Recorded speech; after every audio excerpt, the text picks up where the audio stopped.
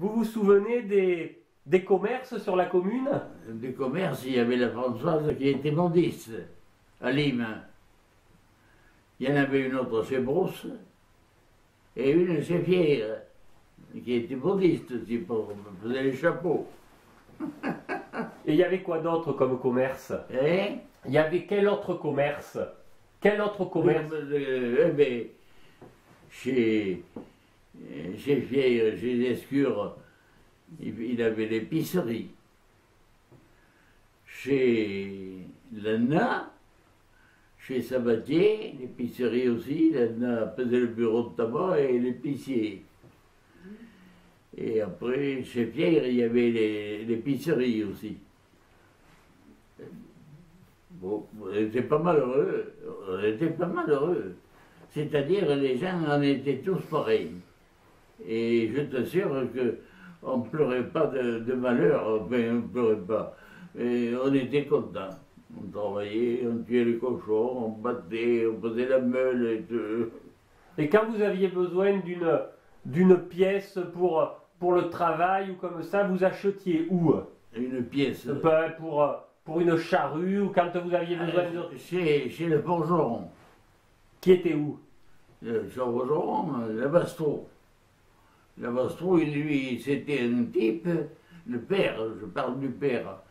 Il était un peu vétérinaire, un peu, il connaissait un peu le bête, c'était son idée. Il fallait attendre, allez, bon, qu'est-ce que c'est qu'il va... Ah, sortez-moi cette vache. Bon. Il a regardé, bon, allez chercher une feuille de papier, écrivez. 7 litres de graines de foin. 4 litres de son. 5 litres de vinaigre.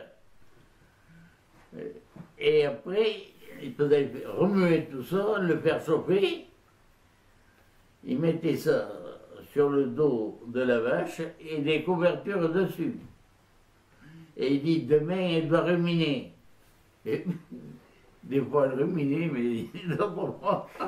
Mais enfin, ça ne marchait pas toujours comme on voulait.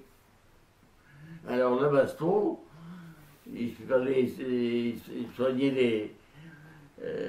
il avait son système. Alors, c'était la Marguerite qui lisait le livre de pharmacie, du vétérinaire.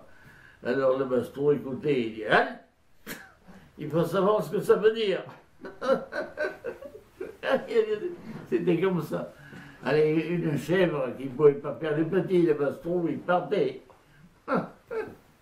C'était comme ça. Vous avez fait la coiffure, vos grands-parents faisaient déjà la coiffure. Vos parents et vos grands-parents faisaient déjà la coiffure. Dans la coiffure? Oui. Non, mon père ne l'a pas fait. Ça a sauté une génération. Ça a sauté cette génération. Mais il ne l'a pas fait, mais étant donné qu'il était là tout le temps, quand il y avait trop de travail, il donnait un coup de main au grand-père. Et après, c'est moi-même. Ça a été dur pour essayer, j'avais peur. C'est que ces rasoirs là, c'est que ça coupe. J'avais peur, je me disais, il te faut, tu le passes sur une citrouille comme ça, tu verras, si ça fait des gouttes, c'est pas bon, c'est que... Mais j'avais beau le passer sur la citrouille, finalement il y avait un brave vieux qui venait, Laurent, qui venait tous les samedis, lui il venait tôt lui. Il n'y a rien à faire, un jour il m'a dit, écoute, il n'y a pas d'histoire, tu me rases. Ma foi, j'y suis allé, il avait une barbe, mon pauvre, mais elle n'était pas trop dure. Je l'ai rasé impeccable. Ça a été fini. J'ai continué, j'ai pas eu de problème. J'ai coupé aucune oreille de mon travail de coiffeur. Et c'est que je l'ai fait pendant 25 ans. C'était intéressant.